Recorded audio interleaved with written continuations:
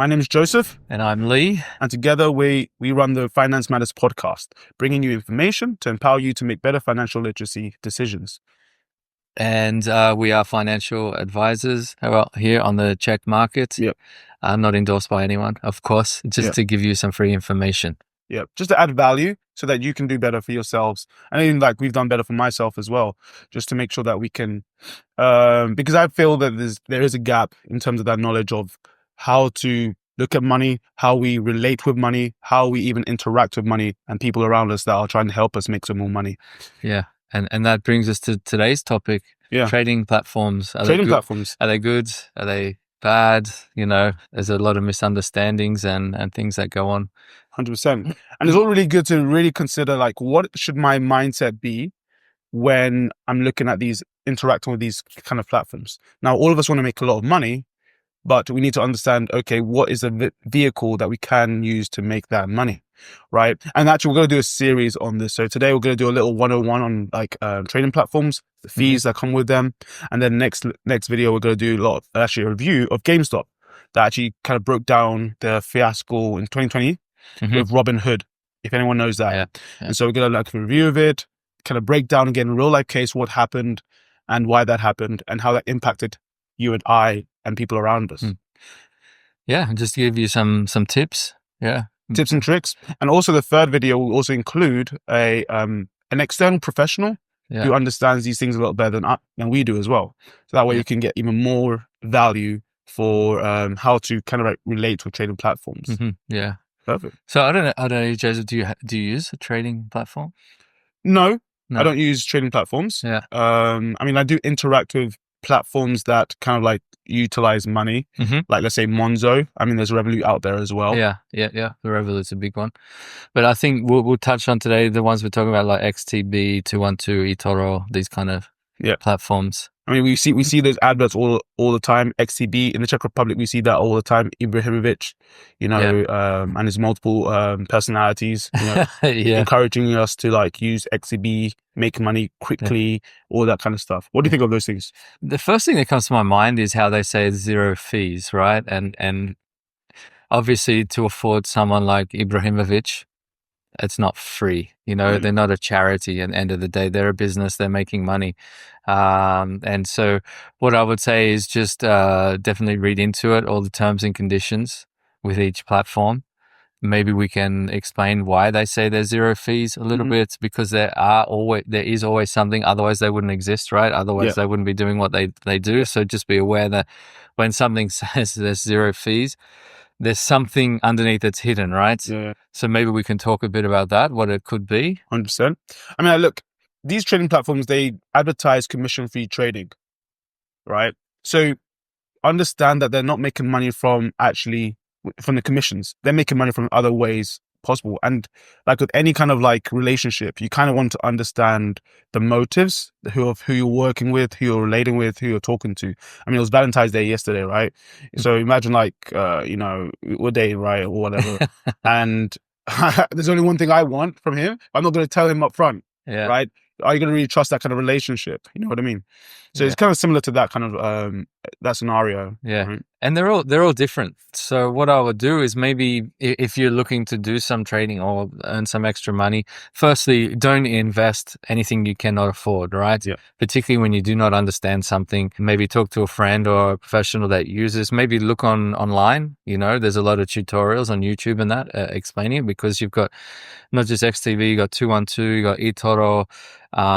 Do some research. Yeah. Because the worst thing to do is to lose money. In investing, the first thing you should do, the first law is don't lose money. Because when you get into a loss mindset, you're always trying to, okay, I need to invest more so I can or I need to win more. So invest more to win more to cover my losses, right? Yeah. So that's one of the things, like opportunity cost. You don't want to lose opportunity cost, right? And it's really important to actually like step back and slow down to speed up. So the first thing anyone should really be doing when they're considering if they're investing is, do I actually have some kind of reserves in like an emergency fund for my reserves for some case of situation? Then obviously, like you said, only invest money that you can afford to lose, right? And then also consider, when I have my income, and my expenses, is it this way? If it's 100, you should, that's not very good. Not very good at all, right? Minimum 70%. 70% of your income should come out from your expenses, right? Should go to your expenses. Maximum. And then you can invest the rest, right? There are high level plays that you can make. Maybe you live at 30% of your income and then you invest the rest. Those are some high level plays. Most people can't afford that. You need a lot more income to kind of like work with that, right? Or you're just living in the street somewhere. But look, those are kind of some considerations to make before you even start jumping into, okay, researching where to invest my money or which platform to use, right? But yeah, how do kind of these trading platforms like make their money? Like, I guess the big thing is spread, right? And basically, maybe you explained it pretty well last time. Oh yeah, yeah.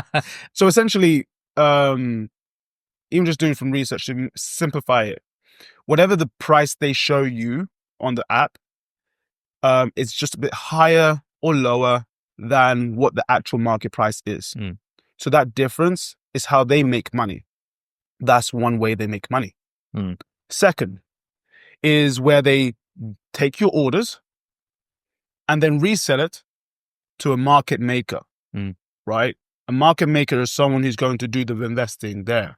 And so what happens is, because that platform is bringing business to that market maker, the market maker will give the platform some money for that order.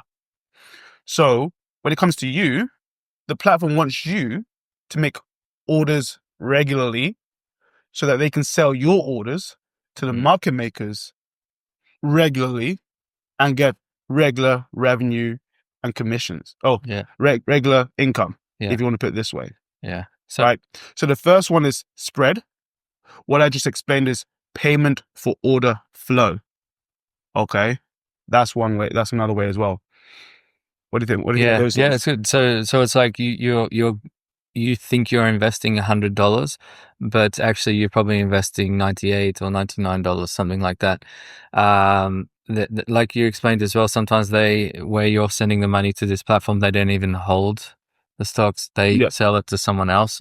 So it's like when you go to the supermarket to buy a product and, it was manufactured somewhere, then it went to the wholesaler, etc. So there's always, you're losing money along the way. That's that's actually a beautiful thing. Like the supply chain, if you look at how any supply chain works, like for example, what's your favorite brand of shoe? New Balance, right? Where do they manufacture or make those New Balance shoes? Often in China or Bangladesh. Yeah. Okay. Yeah. So how much do you think those cost to make? For the labor and everything, I don't know, $20, $30. It's probably less than that. Yeah. Probably $5 or something like that. Yeah. What happens from there? From the manufacturer, they take it to the wholesaler. Then from the wholesaler, they take it to the brokers, right? And each one is getting their own little markup of 5% markup, right? Then eventually it gets to the retailer, who sells it to us for guess how much? $100. $100, right? So basically we are paying for all those people in the supply chain there, right? Yeah. And essentially that's how also stock investing works as well. And that's just something we can elaborate on in future places, like who owns the stock. When I buy a stock, do I own it or not? Yeah. Right. And it's actually quite an interesting debate that most people are kind of afraid to really contemplate, because understanding that can be quite scary in a way.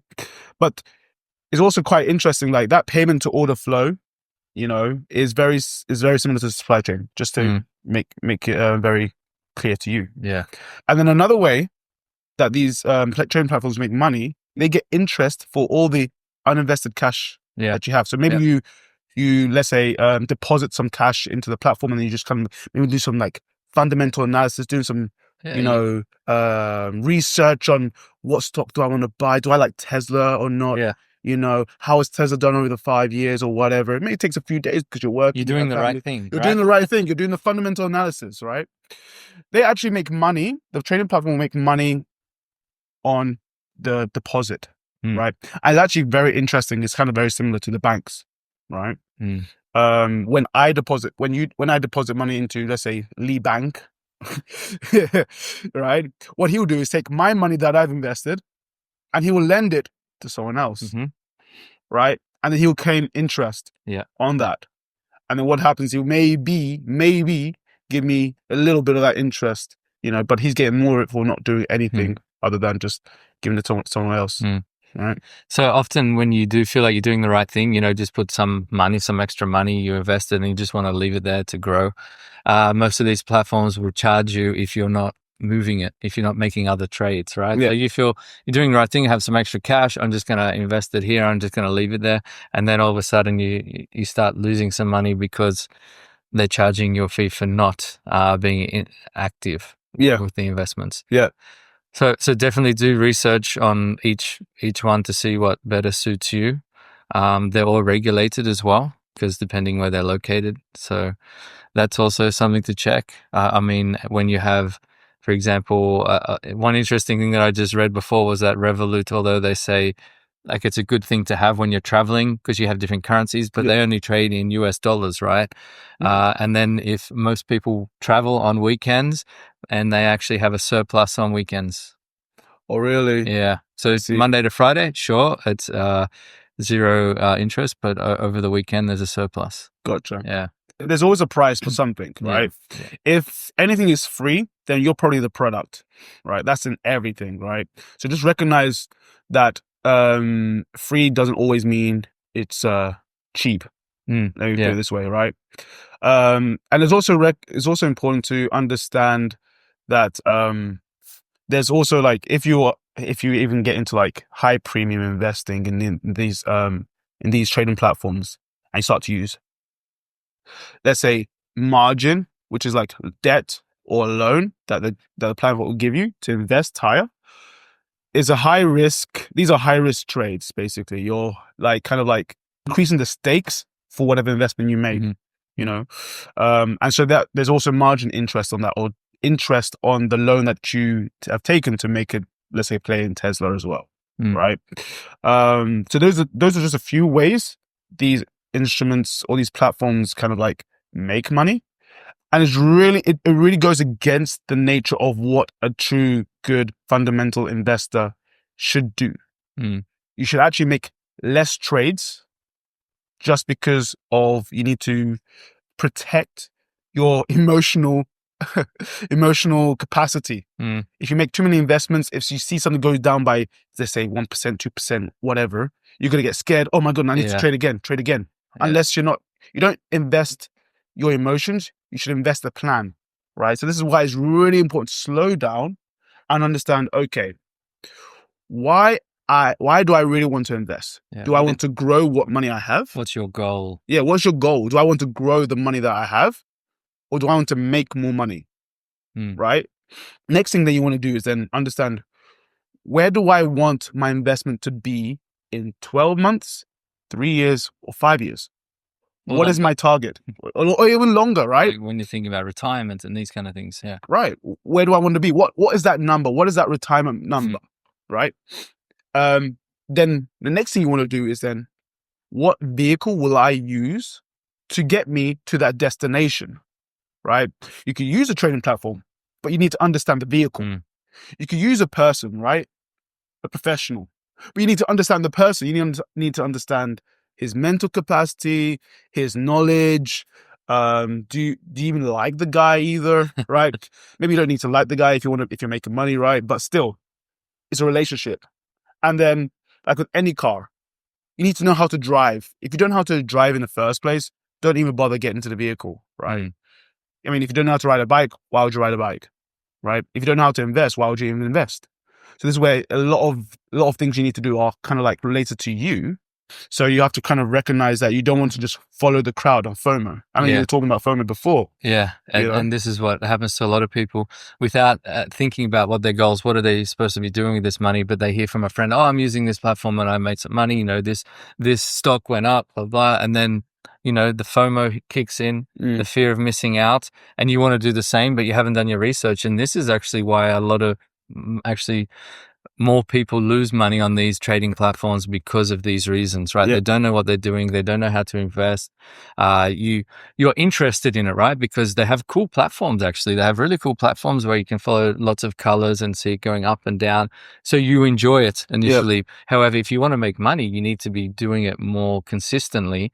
And it's a lot of work, right? It's a lot of work. Trading is a lot of work. It's a full-time job for people. And often people are excited by this. They enjoy it the first couple of months and they realize it's taking up too much time. So they start to lose interest. And then at the same time, they start to lose money. Yeah. And actually, more often than not, people do lose money by using these platforms because of these reasons. Yeah. And really understanding that in times of like with 2020, you had Robinhood. Everyone saw the GameStop situation, and a lot of people that were, when we're going to review the video, you'll see that a lot of people were just investing just because they wanted to be against the system. Nothing wrong with that. I totally get it. I'm very much, I have my own thoughts and opinions on how I see the world, and sometimes you can feel like, I want to do something against that, right? I want to have an impact, right? But that's not really investing. That's more charity, or let's say that's more like a what's the term? Like you're trying to do in a movement. You're not trying to make money here, right? This is really where you're just following. You're just following the crowd, or you just maybe they have good ideals. There's nothing wrong with that, but it's like, is that really investing? Right? Is that really me wants to grow my wealth? Is that really me being like disciplined? Being disciplined in my approach, consistent, right? Because the money that we make, right, is our life. We spend a lot of time there. So we should treat it with care, right? Yeah, and you said it well, like it takes patience, investing, never go into investing trying to make quick money, because it doesn't work like that. Investing is a process. It's being patient and letting it grow over time. I actually think Warren Buffett has a really good quote saying that the stock market is patient people taking money from the impatient people. That's good. And often the biggest risk for someone investing is themselves. Like you're saying before, it's going down, I'm going to take the money out. It's the worst time. Yeah. So in this case, do your research, or if you're not comfortable, there's a lot of information out there. Speak to someone that you trust and they can help you. Speak to one that you trust and also has the success that you want. Yeah. Because honestly, like a lot of people kind of have opinions, but like if I wanted to, let's say, start a McDonald's franchise, right? We all know McDonald's is successful. I can see McDonald's over across the street.